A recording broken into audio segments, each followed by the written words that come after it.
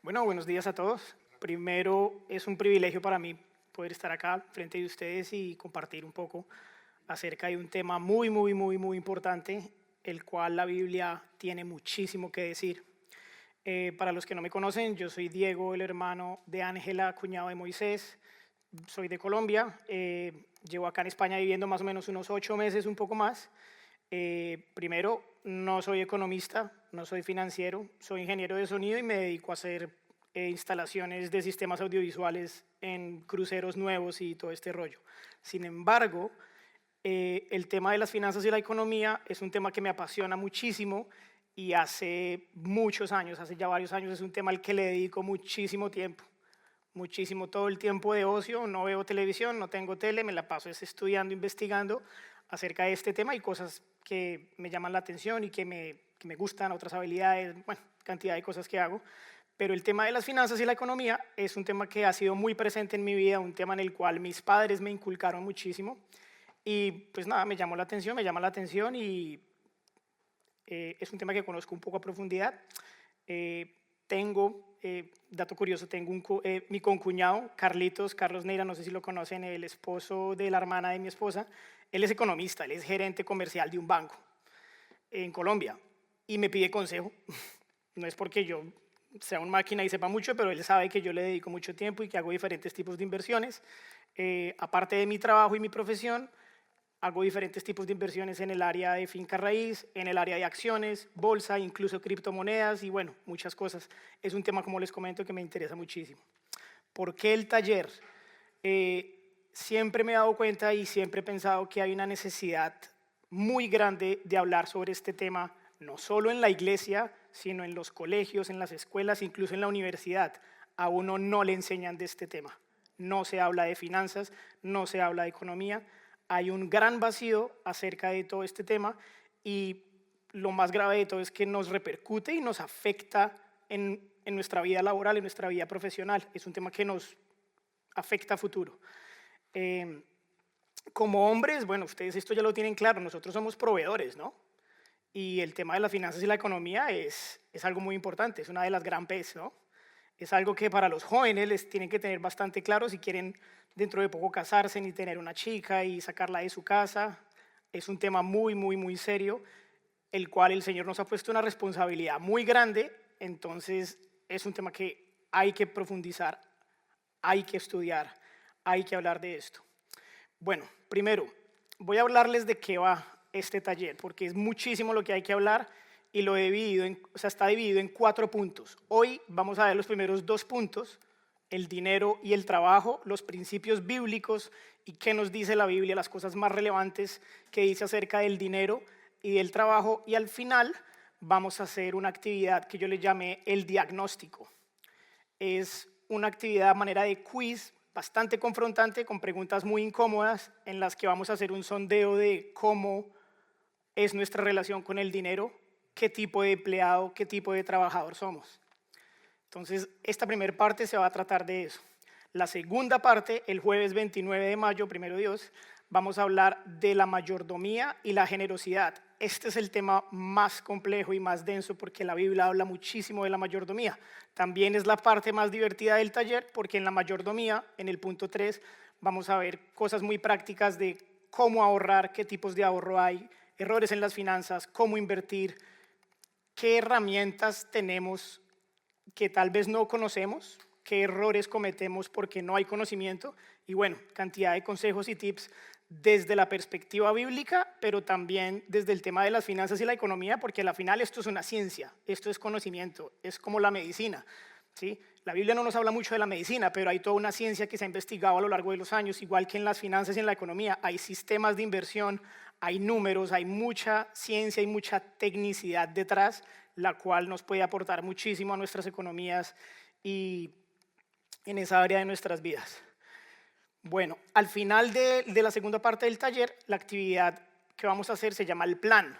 La actividad del plan es una actividad en la que yo voy a plantearles y voy a mostrarles diferentes tipos de presupuesto, cómo hacer un presupuesto, qué aplicaciones uso yo, por ejemplo, cuadrantes de Excel, de pronto ya es un poco muy denso, pero hay cosas muy interesantes que nos pueden ayudar primero a tener un orden en cuanto a las finanzas y también muchas cosas que son desconocidas para uno como tipos de ahorro, tipos de inversión, riesgo-beneficio, muchos términos técnicos de todo este tema y bueno, eso es para la segunda parte. Entonces, primero vamos a hablar del punto número 1, el dinero. Hay varios mitos y verdades de los cuales quiero hablar y el primero es, no es malo tener mucho dinero. Por alguna razón, no sé, yo soy cristiano hace 35 años y en diferentes iglesias he visto y en general en todo el estudio, esto es basado en un estudio profundo que yo hice de predicaciones de Michel Sugelén, de un par de libros que me leí, hay muchas cosas detrás que soportan toda esta teología bíblica de las finanzas. Y con lo que me he encontrado es que en las iglesias a veces, o en el mundo cristiano, en la iglesia universal cristiana, se dice que el tener mucho dinero es malo. Y la verdad que no, eso está mal, eso es erróneo, error. No es malo tener mucho dinero. Otra mentira que se enseña es el no tener dinero no significa que no tenemos la bendición de Dios, porque también a veces se predica que si estás en pecado, entonces por eso el Señor te va a castigar y no tienes dinero. O sea, hay una cantidad de cosas que se enseñan, las cuales, bueno, estamos aquí desmintiendo. Otro punto es, Dios provee, pero somos responsables de lo que el Señor nos provee. Y esto va de la mano con la mayordomía, que vamos a ver más adelante. Hoy en día el dinero es una necesidad básica que afecta a todas las áreas de nuestra vida. Dependiendo del dinero que tengamos, cómo lo administremos, afecta en la manera en que comemos, nos vestimos, viajamos, hacemos una cosa u otra cosa. En este mundo caído, en todo funciona. El 90% de las cosas funcionan con dinero. Otra verdad, otra mentira. El dinero puede ser algo muy bueno, pero el dinero no es bueno ni es malo. A veces aparte de que hay un pensamiento de que tener mucho dinero es malo, también a veces hay personas que piensan que el dinero es bueno o es malo. La verdad es que no, el dinero es bueno o malo según el uso que le des. Entonces, el dinero es bueno cuando tenemos una adecuada mayordomía de él. Por el contrario, es terrible cuando es un ídolo en nuestras vidas. Es bueno cuando lo utilizamos como una herramienta para construir, para edificar. Es malo cuando lo utilizamos para destruir. No sé, ejemplos a gran escala, narcotráfico o una persona influyente que le quiere hacer un mal a alguien, lo demanda y con dinero, el dinero le da a la persona cierto tipo de poder, el cual lo puede afectar, entonces puede ser usado para destrucción. Es bueno cuando lo usamos como un canal de bendición para otros. Es bueno cuando compartimos, cuando somos generosos. Por el contrario, le damos un mal uso cuando somos egoístas, cerramos nuestro puño y no ayudamos y vemos al hermano tener necesidad y somos egoístas. Es bueno cuando lo utilizamos para prever. Hay un principio que vamos a ver en la segunda parte, que es el principio del ahorro, el cual está en la Biblia y es un principio de previsión. No conocemos el futuro y debemos ahorrar, debemos tener previsión y el Señor nos enseña eso. Por el contrario, es malo cuando nos vamos al otro extremo y acumulamos excesivamente y sin propósito. Es bueno cuando gozamos y disfrutamos de él dentro de ciertos parámetros, pero cuando nos vamos al otro extremo, desperdiciamos y derrochamos. Ahora, el dinero en la iglesia. Hay 3 problemáticas que yo he visto a lo largo de mi vida y sigo viendo hoy aún y cuando hablo con otros hermanos y personas, y son las siguientes. La primera es que se enseñan falsas doctrinas acerca del dinero. Y esto, bueno, ya lo saben todos, pero se predican desde el púlpito barbaridades con el tema del dinero, en donde se trata y se predica a Dios como un negociante en el que hacemos un trueque, yo te doy las primicias, tú me das, yo te doy, o sea, se predican unas barbaridades. Entonces, bueno, eso es una problemática que hay en la iglesia con el dinero, falsas doctrinas. Los diezmos, se pide dinero, etcétera, etcétera, etcétera. No tengo que decírselo. Es un tabú, este es muy común, es un tabú, es un tema que no se habla, no se predica, es un tema que es muy sensible y en las iglesias no se profundiza de esto. ¿Por qué? Porque es que si permitimos que nos miren nuestras carteras, si permitimos que nos miren cómo manejamos nuestro dinero, estoy seguro que se encontrarían con muchas sorpresas, ¿no? ¿A que sí? Y el tercero, que es el más grave, no solo aplica para la iglesia, aplica en el contexto social en general y es falta de conocimiento. Hay una falta de conocimiento muy grande acerca de este tema. Incluso no se predica, no se enseña no se profundiza. Y en las escuelas lo mismo, en las escuelas, yo no sé, acá en España no hay ¿hay clases de finanzas en los colegios? No. Incluso en las universidades, ¿se enseña cosas de finanzas? No, a menos de que escoges una carrera como economista o financiero, pues te van a enseñar de eso. Bueno, y ni eso, sí.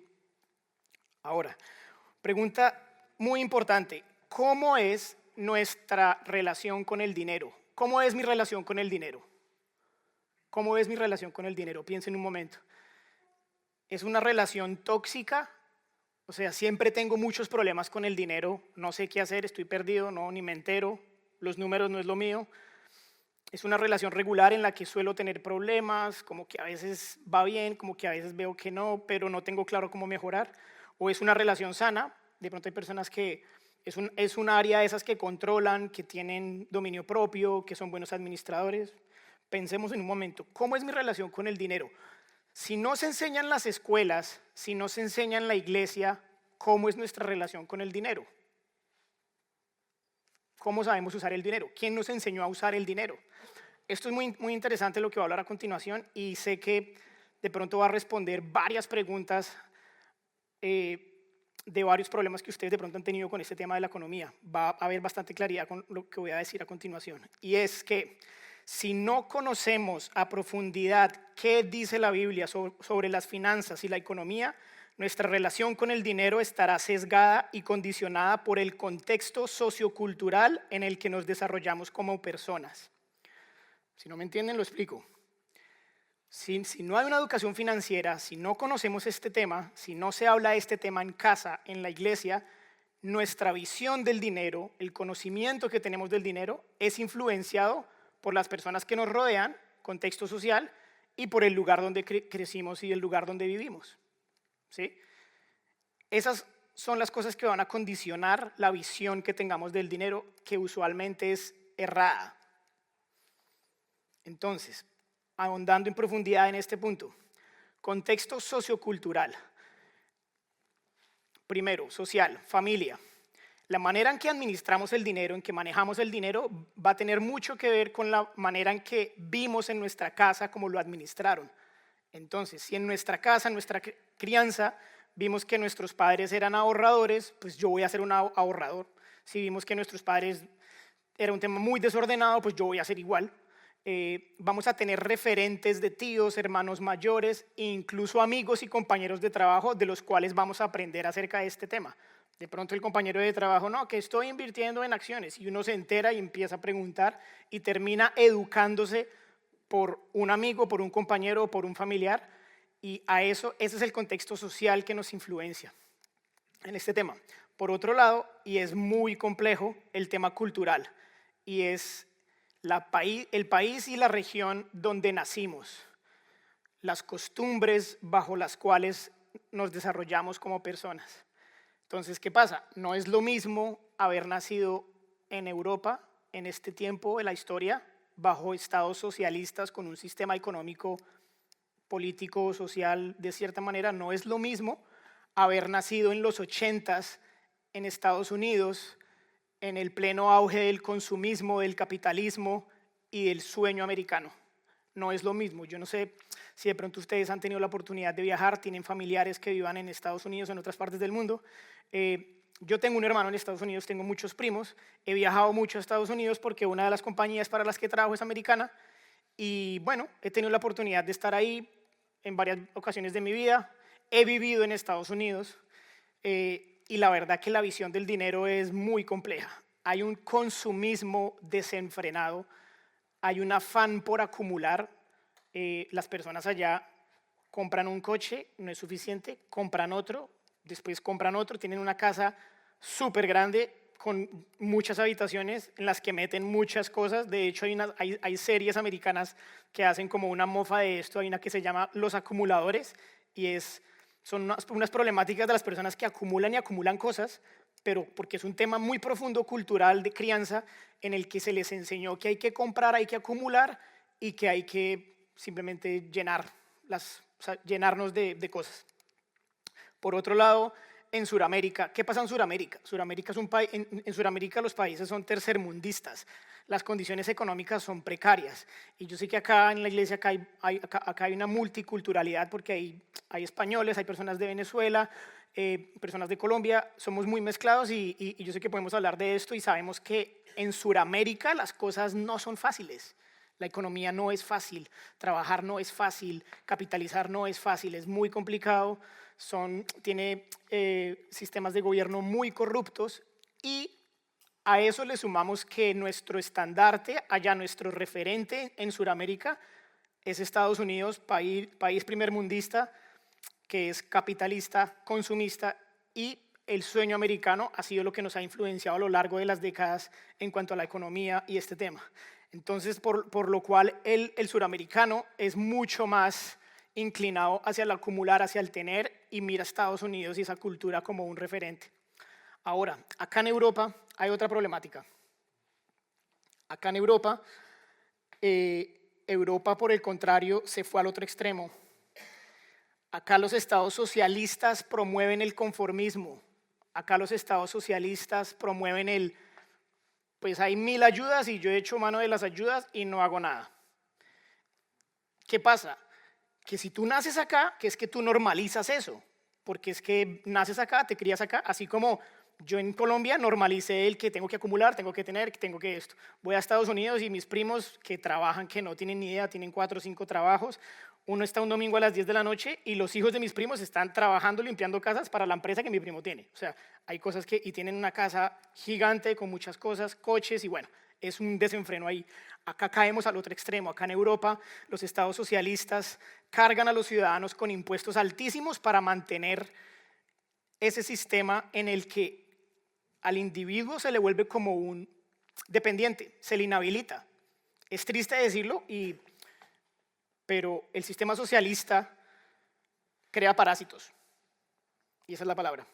Personas que no quieren trabajar, que quieren depender de una ayuda y ya está. Entonces, ¿qué pasa? Volviendo a la relación, ¿cómo es mi relación con el dinero? Pues se va a ver influenciado por estos dos contextos, sociocultural, y eso es lo que va a marcar, va a sesgar, va a condicionar la manera en que yo veo al dinero y muchas otras cosas más de las cuales vamos a hablar a continuación. Ahora, la Biblia. ¿Qué hay en la Biblia acerca del dinero? Pues algunos datos y la verdad yo me quedé aterrado. Quiero hacer un paréntesis, yo llevo estudiando este tema para la charla como unos 2 meses.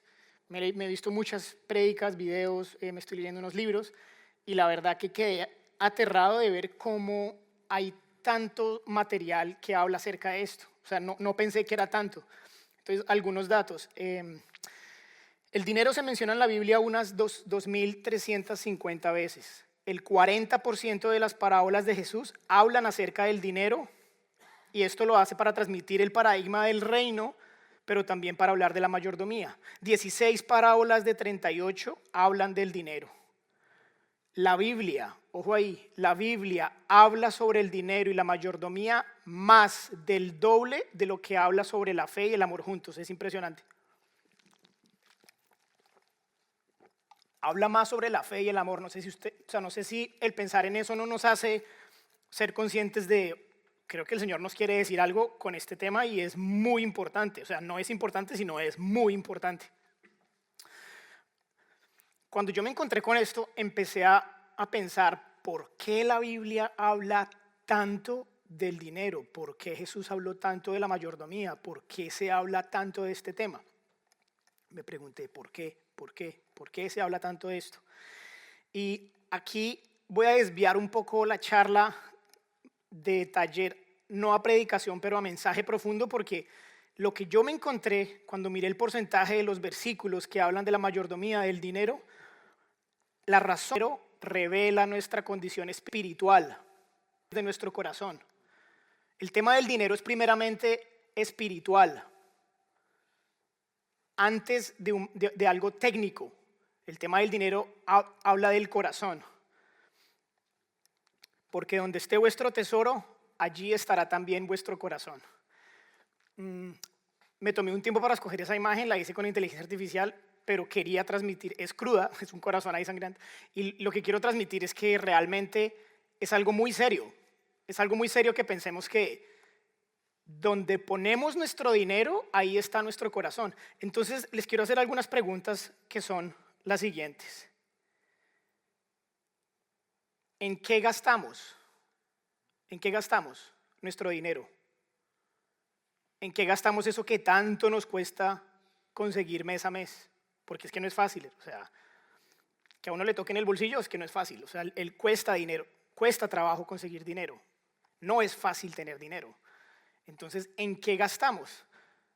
La mayoría de versículos, la mayoría de parábolas, todo apunta a que donde esté nuestro dinero, donde nosotros gastamos nuestro dinero, ahí tenemos nuestro corazón. Y acá terminamos con la introducción hacia el dinero. Vamos a empezar a ver los principios bíblicos sobre el dinero, pero quiero que por un momento se tomen un minuto y piensen, ¿en qué gasto más mi dinero? Lo gasto, no sé, si me sobra dinero lo gasto en la tele, en el plan que tenga del Netflix, o lo gasto en, no sé, en vanidad, en ropa, cosas de marca completamente innecesarias. Cuando me entra la paga de bonificación del año, ¿en qué me la gasto? Porque donde estemos gastando ese dinero, ahí estamos poniendo nuestro corazón. Allá nuestra alma, nuestro pensamiento, nuestras fuerzas, hacia allá estamos mirando. Ahora bueno, ¿qué dice la Biblia sobre el dinero como tal? Como les decía, el dinero en sí mismo no es malo, el dinero per se no es malo, pero vamos a ver el primer principio bíblico directo del cual la Biblia habla, y no habla, sino habla más, sobre el cual las parábolas, los versículos, lo que dijo Jesús apunta.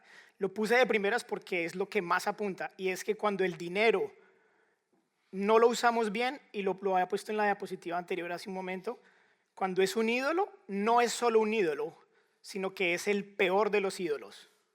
Es el peor de los ídolos. Raíz de todos los males es el amor al dinero, del cual algunos por codiciarlos se extraviaron de la fe y fueron traspasados de muchos dolores. Esta carta estaba dirigida a Timoteo para los creyentes en Éfeso, o sea, que era para creyentes, no era para personas del común. El dinero dentro de la iglesia se estaba convirtiendo en un problema para los creyentes. La mayoría de versículos, la mayoría de enseñanzas de Jesús apuntan al dinero como un ídolo. Y no es un ídolo cualquiera, es el peor de los ídolos. ¿Por qué el peor de los ídolos? ¿Por qué lo puse así? Hay dos características principales del dinero como un ídolo. La primera es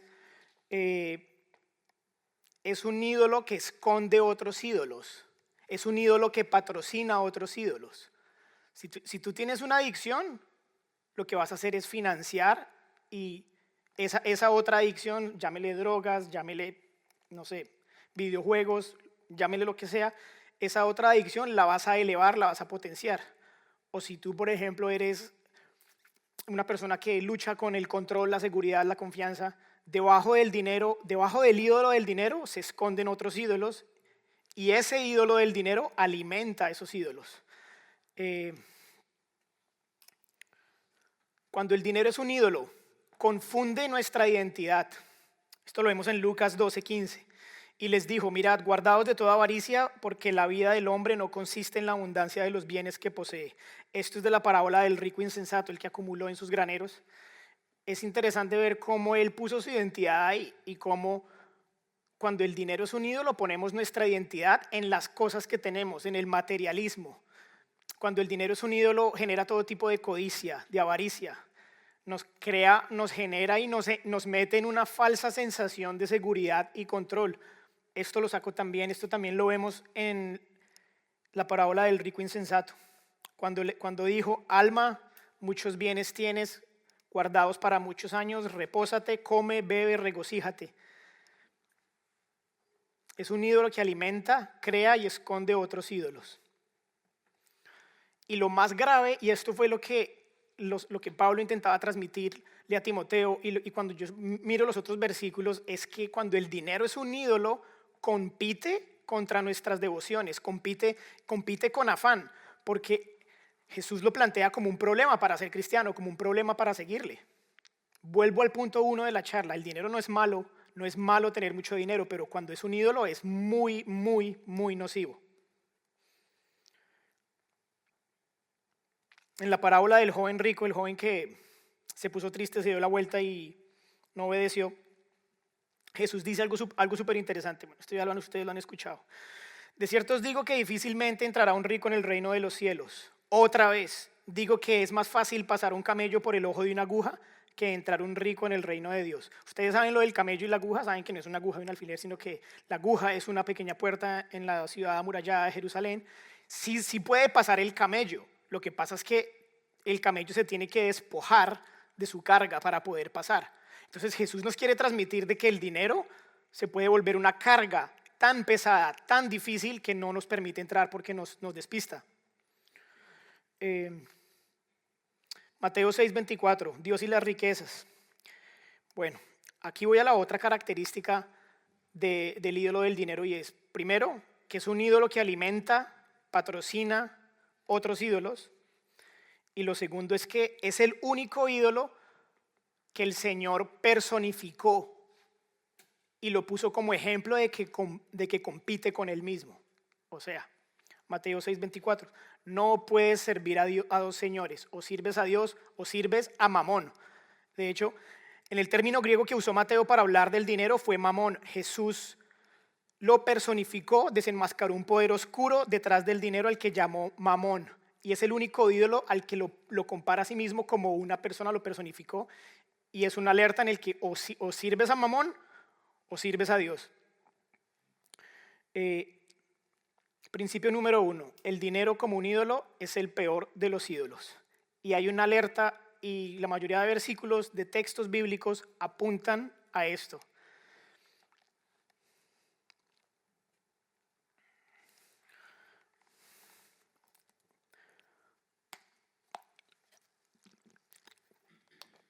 Segundo principio bíblico. Y es que Él es el dueño. El Señor es el dueño. Mía es la plata y mío es el oro, dice el Señor de los ejércitos. Ageo 2:8. Salmos 24:1. Del Señor es la tierra y su plenitud, el mundo y los que en él habitan. Salmos 50:2. Porque mía es toda bestia del bosque y los millares de animales en los collados. Job 41:11. Todo lo que hay debajo del cielo es mío. El Señor es el dueño. Y el dueño da a quien quiere, como quiere y cuando quiere. Cuando nosotros reconocemos este principio, yo estoy seguro que acá hermanos saben y entienden este principio, pero quiero que profundicemos, quiero que pensemos por un momento que cuando nosotros reconocemos a Dios como el dueño, nuestra actitud es diferente. Nuestra actitud hacia el éxito o hacia el fracaso, nuestra actitud hacia la crisis financiera es diferente. Si nosotros tenemos éxito en nuestros trabajos, en nuestras finanzas, en la economía, y no reconocemos a Dios como el dueño, sino que nos ponemos la medalla y nos damos el honor y todo como el aplauso a nosotros mismos, caemos en orgullo cuando el Señor es el que nos provee. Ahora, hay un paréntesis de algo muy, muy, muy interesante que quiero decir y es que el Señor provee el trabajo, pero hay que trabajar. El Señor provee oportunidades, pero hay que aprovecharlas. El Señor puede proveer un dinero inesperado, puede proveer una herencia, pero eso hay que administrarlo. O sea, somos responsables. Lo cual quiere decir, si el Señor es el dueño, nada nos pertenece, todo es prestado. La ropa que tenemos es prestada, la casa que tenemos es prestada, el coche es prestado.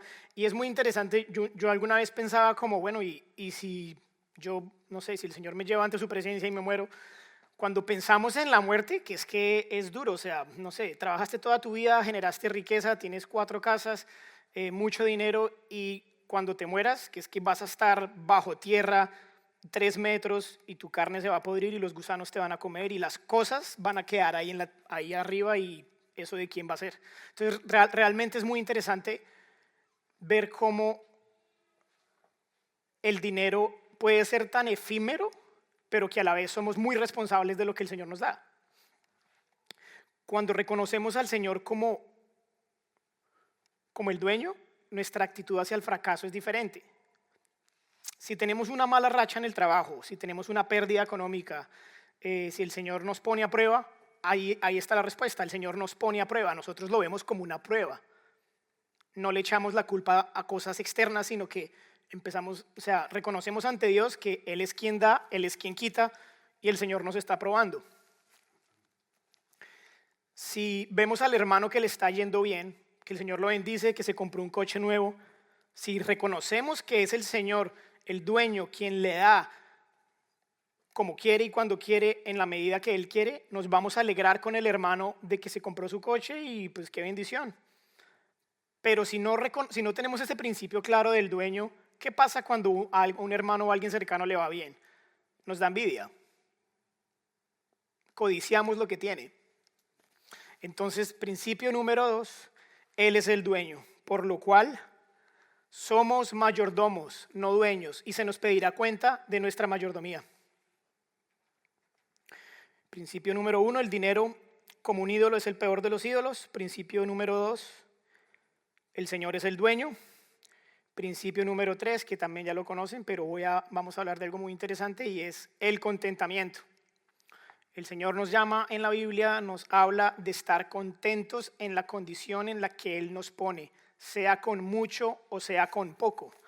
El problema es que, hermanos, esto no aplica para las personas que tienen poco ni para los que tienen mucho, aplica para ambos. Porque si no soy feliz con poco, tampoco lo voy a hacer con mucho. Hay otro versículo que dice que el que ama el dinero, de dinero no se sacia. Entonces, el contentamiento es una actitud de gratitud, de satisfacción hacia lo que el Señor me dio, sea mucho o sea poco. Si no soy feliz con poco, tampoco lo seré con mucho. ¿Qué pasa con el contentamiento? Y acá hay un tema muy, muy, muy delicado que espero que a todos nos confronte, y es que hay una gran diferencia entre el contentamiento y el conformismo. El contentamiento es una actitud de gratitud en la que se busca mejorar, en la que nos esforzamos y somos diligentes porque aplicamos otros principios bíblicos en nuestra vida, de trabajar, de ponernos la 10, de dar la milla extra, de ser esforzados. Pero si eres una persona que se sienta y dice, pues el Señor me dio esto y me quejo, seguramente seas una persona pasiva, perezosa y negligente. Hay que trazar una línea entre el contentamiento y el conformismo. Y esto es súper importante porque muchas veces no nos damos cuenta y somos conformistas. El conformismo es una mala interpretación del contentamiento. Es una actitud de resignación pasiva o apatía donde alguien acepta las cosas como son sin cuestionarlas ni busca mejorarlas. Como les decía, Dios provee, pero hay que trabajar. Una de las charlas que vi, hay una charla que hace Alex San Pedro, había un economista cristiano y dijo una frase que me dejó un poco como, estuvo fuerte. Dijo lo siguiente él: quien se conforma siendo pobre, morirá siendo pobre. Es bastante fuerte. O sea, que si no hacemos nada, pues entonces ya está. Si no hacemos nada, pues no va a pasar nada. O sea, nos quejamos de nuestra situación económica sentándonos en la negligencia, en nuestra pereza. Prendemos la tele, la play, el fútbol, el ocio y no hacemos nada al respecto. Eso es conformismo. Es decir, pues el Señor me dio esto y no voy a hacer nada. Es como esa parábola de los talentos, del siervo que no hizo nada, que escondió su talento y no hizo nada. Tenía que multiplicarlo, tenía que invertirlo. En resumen, la Biblia promueve el contentamiento con lo que tenemos, pero no el conformismo que implica renunciar a crecer o mejorar. Se trata de confiar en Él y vivir con gratitud mientras seguimos adelante trabajando con esfuerzo y fe. Y bueno, hermanos, acá cierro el punto número 1 del dinero, 3 principios bíblicos. El dinero como un ídolo, número 1. 2, Dios es el dueño y el dueño da a quien quiere, como quiere, cuando quiere, y nosotros solo somos mayordomos. Principio número 3, el contentamiento, pero el contentamiento y no conformismo. Y bueno, yo traigo una palabra profética para desatar la prosperidad financiera sobre la iglesia y sobre la vida de cada uno. Trabajo. Eh,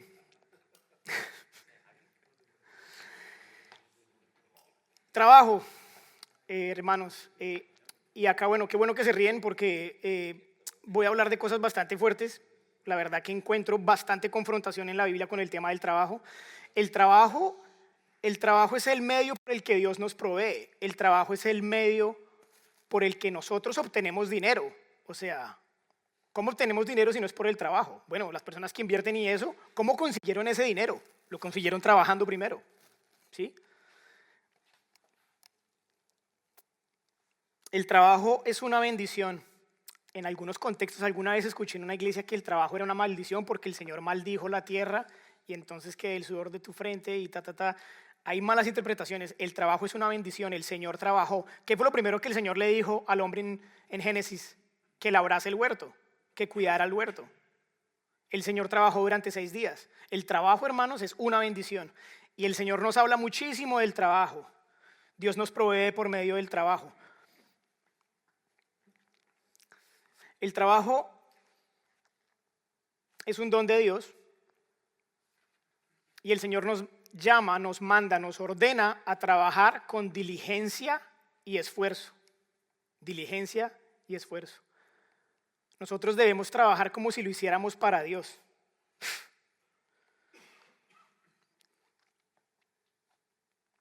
Otra pregunta de reflexión. ¿Cómo es mi relación con el trabajo? Seguramente el contexto sociocultural del cual yo les explicaba hace un momento que nos influencia en la manera en que nosotros vemos el dinero, la visión que tenemos, la cosmovisión que tenemos del dinero también aplica aquí, ¿sí? Contexto sociocultural, si en mi casa mi padre era trabajador, pues yo voy a ser trabajador, si en casa mis padres eran vagos, pues yo voy a ser un vago, o sea, también el contexto cultural, si en mi país se trabaja, si en mi país se promueve el trabajo, pues yo voy a trabajar, pero si por lo contrario no, pues eso es lo que va a pasar. Piensen por un momento cómo es mi relación con el trabajo. ¿Vivimos agobiados esperando que llegue el viernes, que llegue el fin de semana? ¿O trabajamos con buena actitud, felices, dándole gracias al Señor por el trabajo, pensando en que la empresa donde trabajemos tengamos un buen jefe o un mal jefe, que la empresa crezca? ¿Somos honestos con nuestra actitud hacia el trabajo o no? Y la verdad es que en este tema estás en alguno de los dos lados. O trabajas para crecimiento o trabajas para estancamiento. O trabajas con esfuerzo o trabajas con mediocridad. O te esfuerzas o eres mediocre. O eres diligente o eres negligente. O das la milla extra o eres el de la ley del mínimo esfuerzo en el que a ver en qué momento son las 6 en punto y yo me voy, o a ver si me enfermo y me doy de baja y me dan la baja en el hospital. Hay dos. Y no pongo uno en la mitad porque el Señor nos llama a esforzarnos. El Señor no nos llama a que hagamos lo que nos corresponde.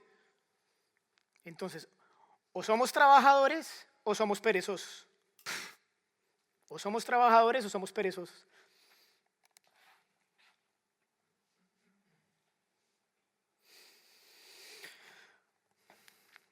Yo sé y entiendo que no todos los trabajos son agradables, ¿sí? No todos los trabajos son agradables y también estaba pensando en que a veces tenemos jefes que son ásperos, a veces trabajamos en contextos complicados en donde no es chévere ir al trabajo, ¿sí? Pero hay algo muy importante y es que a diferencia de la salvación, que el Señor hace todo, con el tema de la mayordomía, del dinero, nosotros somos responsables de lo que administramos, somos responsables de nuestras buenas o malas decisiones que hayamos tomado en el pasado. Cosechamos lo que sembramos, hermanos. O sea, si tú eres trabajador, en 10 años vas a lograr algo. Si tú no eres trabajador, pues no vas a lograrlo. ¿Sí? O sea, es algo muy básico.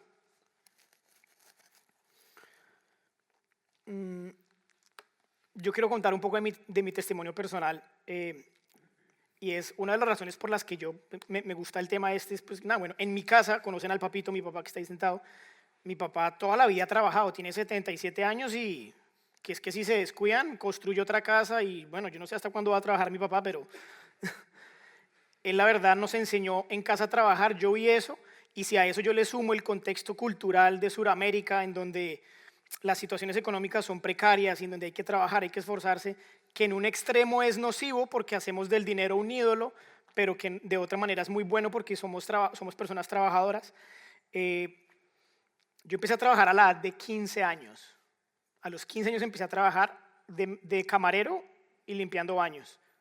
Me pagaban, no sé, como 2 euros por el día, pero hombre, fue mi primer trabajo.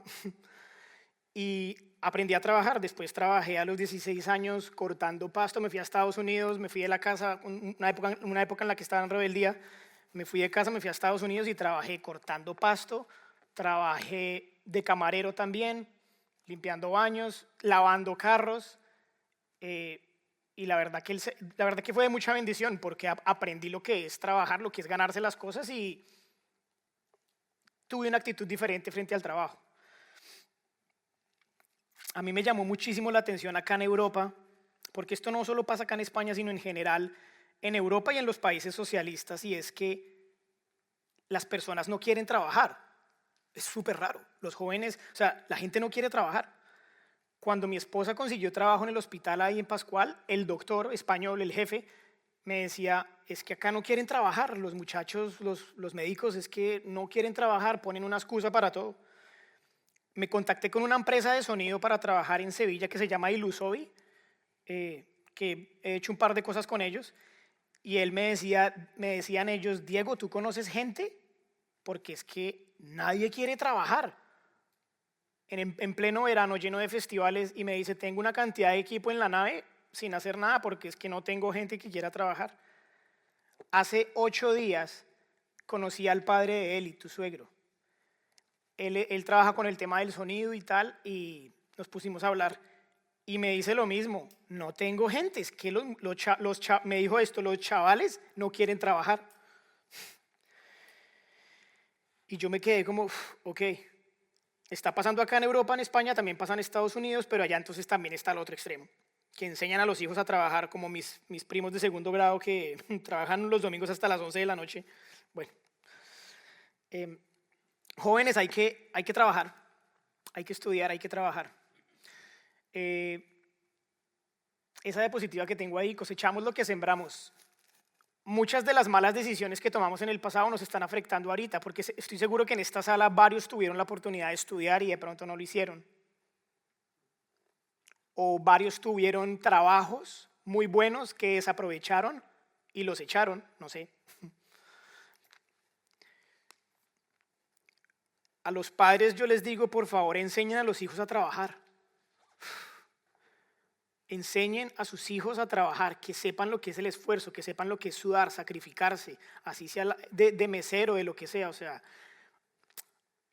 tuvieron que pasar como 15 años para que yo trabajara en lo que me gusta, pero que esos 15 años trabajando de mesero, cortando pasto, haciendo una y mil cosas, fueron de una bendición inmensa. Yo me acuerdo que trabajé en Estados Unidos 6 meses y me compré mi guitarra, porque yo soy músico y yo estaba persiguiendo mi sueño de la música, que en casa no me querían apoyar con el tema de la música.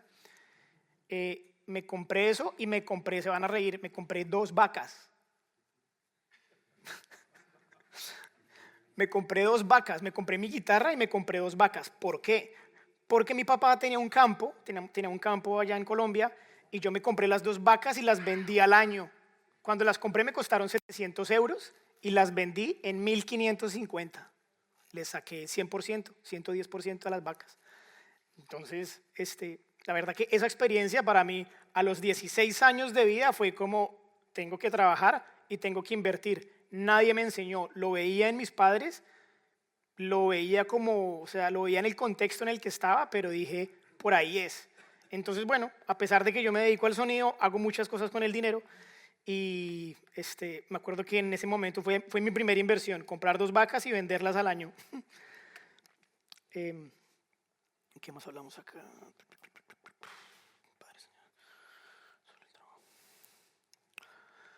Ahora, ¿qué dice la Biblia sobre el trabajo? La Biblia tiene muchísimo que decir sobre el trabajo, hermanos. La Biblia tiene muchísimo, muchísimo, muchísimo que decir sobre el trabajo. Vamos a ver dos principios bíblicos sobre el trabajo. Y el primero, que es el más confrontante, es que Él es el jefe. Él es el dueño y Él es el jefe. Y puse a Jesús ahí como en una sala de juntas, como el jefe supremo de una corporación muy importante. Colosenses 3:23, trabajen de buena gana en todo lo que hagan como si fuera para el Señor y no para los hombres y no para la gente. El Señor nos dice que trabajemos como si fuera para Él.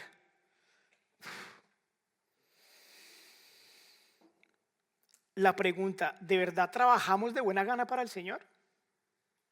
Si el Señor fuera nuestro jefe, yo quiero que se metan ustedes conmigo en este ejercicio. Si el Señor, imagínense que el Señor fuera nuestro jefe. Si el Señor fuera nuestro jefe, ¿nos promueve o nos despide? Si el Señor cambia tu jefe que tengas, si ahora el Señor, mañana entras a la oficina, al sitio donde trabajas y te ves al Señor Jesús ahí y Él es tu jefe, ¿Él te despide o te promueve? ¿En verdad trabajamos de buena gana y como para el Señor? Si el Señor fuera nuestro jefe, ¿nos aumentaría el salario y nos promueve o nos despediría y le daría el puesto a otro?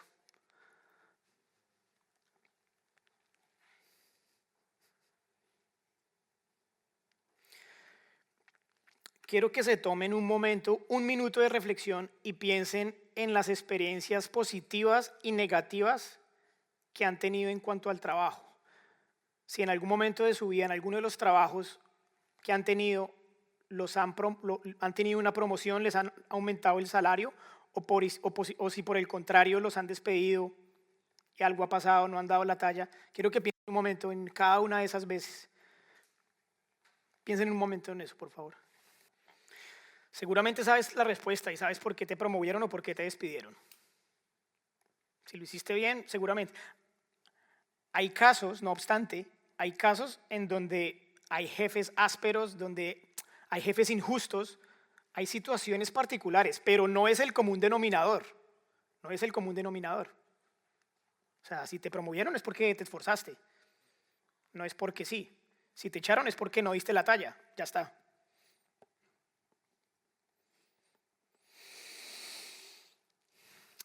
El Señor es el jefe, y el jefe quita y pone reyes, así como establece toda autoridad. Los jefes que tenemos fueron puestos por el Señor. El Señor es quien pone reyes y quita reyes. Los grandes millonarios, billonarios del mundo, son billonarios porque al Señor, en su soberanía, se le dio la gana. Algo súper interesante, yo sigo mucho a este personaje, Elon Musk, el dueño de Tesla, este empresario. Él hace 2 años compró esta red social que se llama Twitter, no sé si ustedes la conocen, él compró Twitter, y me acuerdo que cuando entró despidió a todo el mundo, y está la grabación cuando se reunió con los directivos, y de los 18 directivos quedaron 2 o 1, no recuerdo, y fue impresionante porque ¿qué pasa en las corporaciones cuando hay cambios de administración? Llega un nuevo jefe, despide a todo el mundo, pero ¿quiénes quedan? ¿Quiénes quedan? Los mejores, los esforzados, los diligentes. Quedan las máquinas. El resto, para afuera. Entonces, el Señor es el jefe, Él pone y quita reyes, y los jefes que tenemos han sido puestos por Dios. Debemos honrar a nuestros jefes y debemos trabajar para ellos como si trabajáramos para el Señor.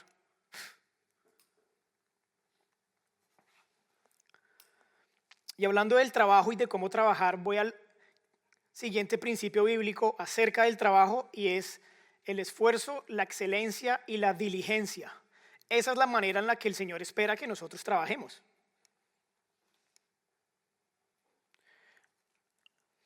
¿Alguien se ha leído con calma el libro de los Proverbios? Una y otra vez. ¿Se han dado cuenta que habla de muchísimas cosas no espirituales, sino cosas cotidianas de la vida? El libro de Proverbios es mi libro favorito, tengo que decirles, y hay tantas cosas, hay tanta sabiduría en cuanto al tema del trabajo, en cuanto al tema de las relaciones, en cuanto al tema de, no sé, tantas cosas, tantos consejos, y sobre todo con el tema de las finanzas. En la parte 2 de la mayordomía vamos a ver una cantidad de consejos y cosas acerca de las deudas, bueno, cantidad. El Señor nos llama a que trabajemos con esfuerzo, excelencia y diligencia, sea lo que sea que hagamos. Si somos el gerente de una corporación súper importante y trabajamos en una oficina, o si lavamos baños, que los lavemos de la mejor manera, que seamos excelentes en nuestro trabajo. Varios versículos apuntan a el resultado de trabajar con excelencia, con esfuerzo, versus el resultado de trabajar con negligencia. Proverbios 10:4, la mano negligente empobrece, mas la mano de los diligentes enriquece. 13:14, el alma del perezoso desea y nada alcanza, mas el alma de los diligentes será prosperada. Hay mucha sabiduría en el libro de Proverbios, es impresionante lo que uno puede encontrar de cómo actuar en la vida, en diferentes áreas de la vida, y sobre todo con el tema del dinero, la mayordomía y el trabajo. El ejemplo que yo más rescato y algo que me llamó muchísimo la atención y me ha ministrado muchísimo, tengo que decirles, hermanos, yo hago un paréntesis, y es que yo tenía una charla preparada diferente, ¿saben? Yo tenía una charla desde el tema de las finanzas, iba a ir a lo práctico, a cómo invertir, cómo ahorrar, cómo hacer esto, pero cuando empecé a estudiar este tema, que el Señor me ha ministrado muchísimo y que yo creía que hacía las cosas bien y realmente me di cuenta que hacía muchas cosas mal, y el Señor le dio la vuelta por completo a la charla, hablando del corazón, de los ídolos, de muchas cosas, y me detuve un momento a pensar en esta enseñanza que hay, y yo espero, mi oración profunda es que esto transmita sabiduría en el área del trabajo, hermanos, porque es que no vemos el trabajo como es, no vemos el trabajo como es, ni aquí en España, ni en Colombia, ni en ningún lado.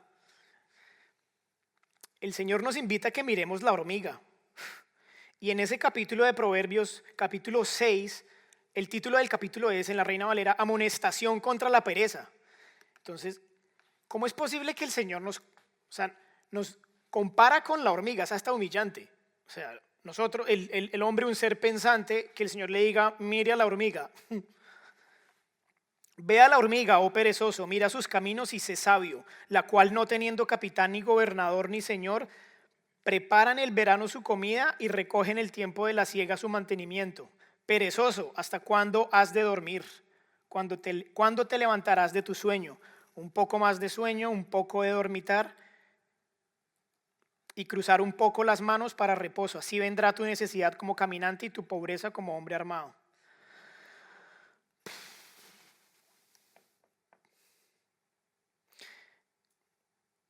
El Señor nos dice, mira a la hormiga. Ahora, yo empecé a pensar y dije, bueno, ¿qué más hace la hormiga? Es muy interesante porque el versículo de la hormiga, el principio principal es el ahorro. Porque el Señor le dice que mira a la hormiga cómo trabaja durante el verano y recoge lo del invierno. Pero si tú analizas cómo trabaja, o sea, el Señor dice, mira a la hormiga cómo trabaja. Si tú analizas cómo trabaja la hormiga es constante, trabaja sin parar y sin capitán. No hay que decirle lo que tiene que hacer. Recoge durante la siega. O sea, la hormiga aprovecha las oportunidades y el tiempo apto para trabajar. Porque no hay tiempo para trabajar, hay tiempo para descansar, hay tiempo para todo. Nos enseña en Eclesiastés el Señor. Pero recoge durante la siega. Aprovecha el tiempo que es de trabajar. La hormiga piensa en el futuro. El Señor puso un instinto de previsión en la hormiga para que trabajara durante el verano, almacenara, y cuando no pudiera trabajar en el invierno, tuviera alimento. Otra característica importante es, levanta hasta 50 veces su peso. En otras palabras, hermanos, la hormiga se parte la cara trabajando, se parte la espalda trabajando. O sea, la hormiga es diligente, trabaja sin parar, se esfuerza, levanta 50 veces su peso, piensa en el futuro, ahorra. Yo me acuerdo en este mismo campo donde mi papá tenía la finca, el campo allá en Colombia, habían muchas hormigas y tocaba matar las hormigas porque se comen los árboles. Y yo me acuerdo que él todas las noches les echaba veneno a las hormigas. Al otro día, a la otra semana, otra vez las benditas hormigas ahí. Hasta que me acuerdo, nunca se me va a olvidar, encontró los nidos de las hormigas y les echó gasolina. les echó gasolina en cada nido, porque ellas tienen unos túneles impresionantes, todo se conecta, unas estructuras, y al prenderle fuego a esos túneles, todo salía a volar. Pero lo que más me llama la atención es que un mes después, y estaban las benditas hormigas ahí otra vez trabajando. Entonces, hermano, el Señor nos llama a que miremos la hormiga, que miremos el esfuerzo, a que trabajemos ¿cómo? Con esfuerzo y diligencia. Así trabaja la hormiga, con esfuerzo y diligencia.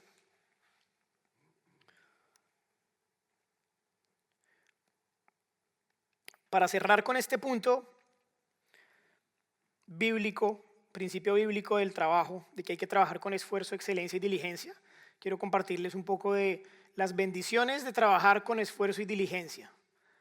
Yo no sé la cantidad de versículos, son como 23, los conté el otro día, pero es primero una amonestación muy certera contra la pereza y dos, nos habla de el resultado positivo que nos puede traer trabajar con diligencia, trabajar con esfuerzo.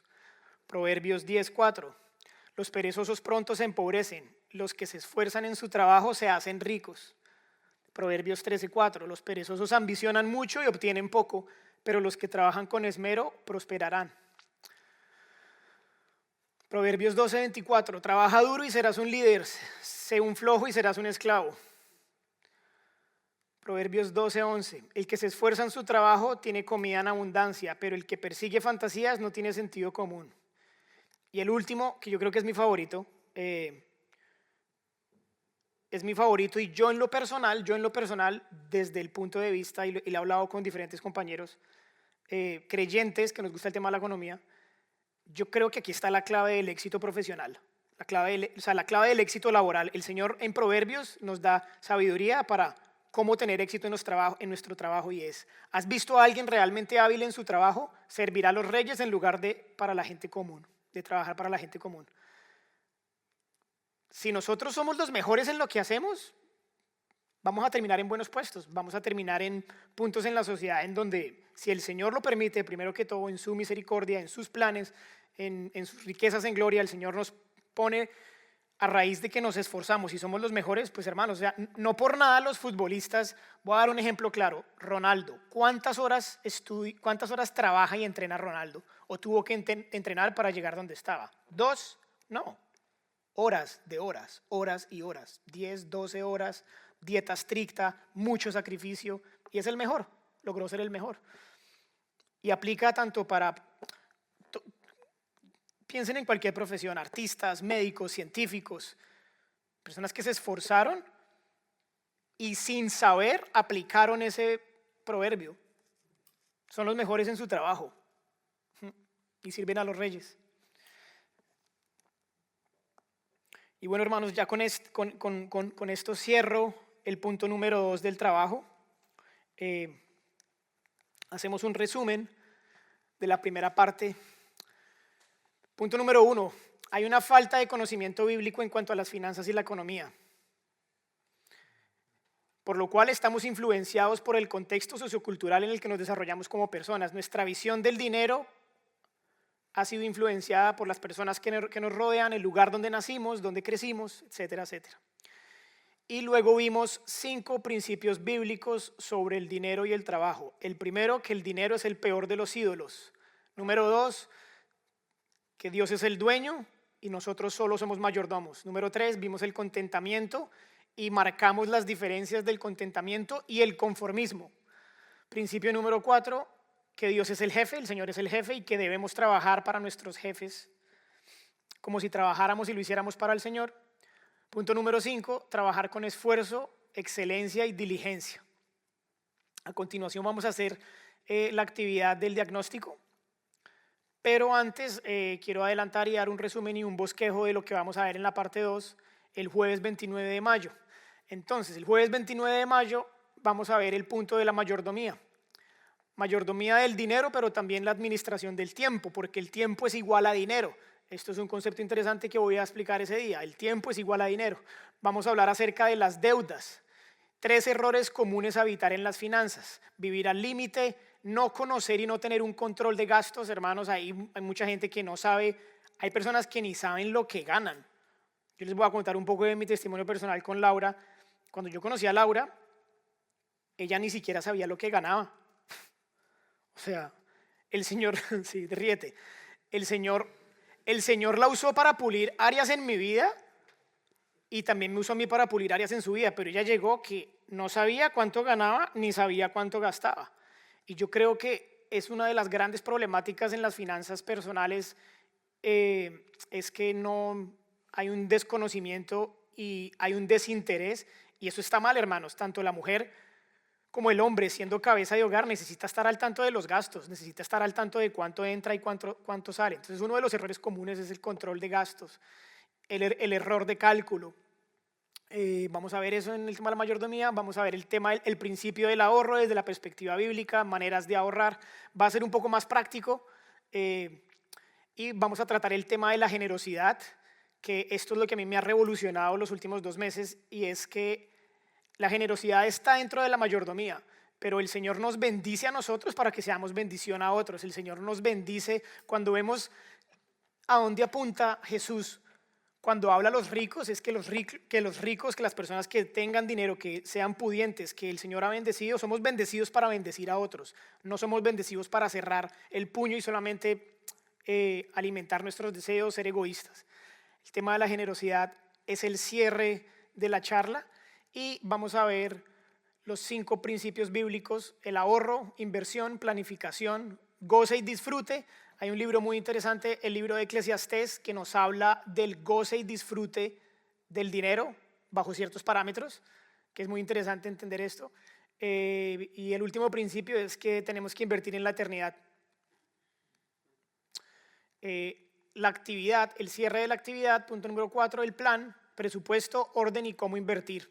Entonces voy a traer varias cosas prácticas de cómo se puede presupuestar, lo que les comentaba antes, las aplicaciones que yo uso, qué hay, qué herramientas tenemos a la mano que no conocemos, que son fáciles de usar y que nos pueden ser de gran bendición en el orden de las finanzas del hogar. Cómo invertir, que esto tampoco se enseña. Hay cantidad de maneras de invertir, desde intentar comprar un piso hasta comprar un garaje, hasta, no sé, invertir en bolsa, en cantidad de cosas. Y bueno, pasamos a la actividad que se llama el diagnóstico.